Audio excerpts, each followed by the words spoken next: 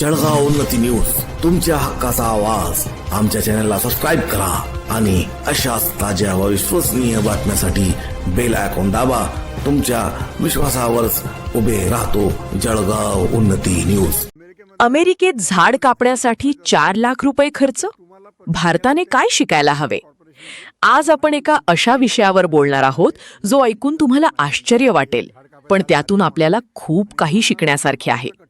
आपण नेहमी म्हणतो की अमेरिका प्रगत आहे, पण ती प्रगत का आहे? त्याचं एक उत्तम उदाहरण म्हणजे तिथली पर्यावरणाची शिस्त. आजच्या स्पेशल रिपोर्टमध्ये आपण पाहणार आहोत झाडांच्या बाबतीत अमेरिकेचे नियम आणि भारताची सध्याची भीषण स्थिती. अमेरिकेत जर तुम्हाला एक झाड कापायचे असेल तर त्यासाठी साधारण $4,000 खर्च येतो. भारतीय रुपयांत बोलायचे झाले तर ही रक्कम 3 लाखांच्या पुढे जाते. पण हा खर्च का? कारण तिथे झाड लावण्यापासून ते झाड मोठे होईपर्यंत आणि अगदी कापण्यापर्यंतची सर्व जबाबदारी तिथल्या कॉर्पोरेशनची असते. तिथे निसर्गाचा कमालीचा मान राखला जातो. नियमांचे उल्लंघन कोणालाही करता येत नाही. तिथे एक व्यवस्था आहे, एक यंत्रणा आहे जी पर्यावरणाचे रक्षण करते.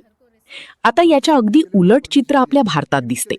आपल्याकडे कोणीही उठावं, कुठेही झाड लावावं आणि हवं तेव्हा ते कापून टाकावं अशी स्थिती आहे. ना कोणाचा कंट्रोल, ना कोणत्याही यंत्रणेचा दबाव. रस्त्यांच्या नावाखाली असो किंवा बांधकामासाठी आपण बेसुमार वृक्षतोड केली आहे. आणि याच शिस्तीच्या अभावाचा परिणाम आज आपण भोगत आहोत. आपल्याकडे पर्यावरणाचे संतुलन पूर्णपणे ढासळले आहे. म्हणूनच आज महाराष्ट्रासह संपूर्ण भारतात तापमान 40 ते 47 डिग्री सेल्सिअसच्या पुढे गेले आहे. ही उष्णतेची लाट निसर्गाचा कोप नसून आपल्याच चुकांचा परिणाम आहे. जोपर्यंत आपण झाडांना आणि पर्यावरणाला गांभीर्याने घेणार नाही, तोपर्यंत ही परिस्थिती सुधारणार नाही. अमेरिकेसारख्या देशांकडून आपल्याला फक्त तंत्रज्ञान नाही, तर पर्यावरणाचीही शिस्त शिकण्याची गरज आहे. तुम्हाला काय वाटते? आपल्याकडेही झाड कापण्याबाबत असे कडक नियम असायला हवेत?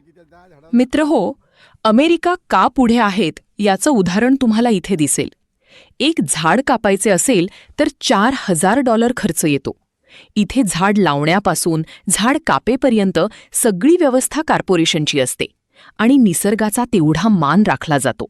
आपल्याकडे कोणीही उठा, कुठेही झाड लावा, केव्हाही कापा, कोणाचाही कंट्रोल नाही, कोणत्याही यंत्रणेचा दबाव नाहीत. आणि म्हणून आपले पर्यावरण एकदम ढासळले आहे.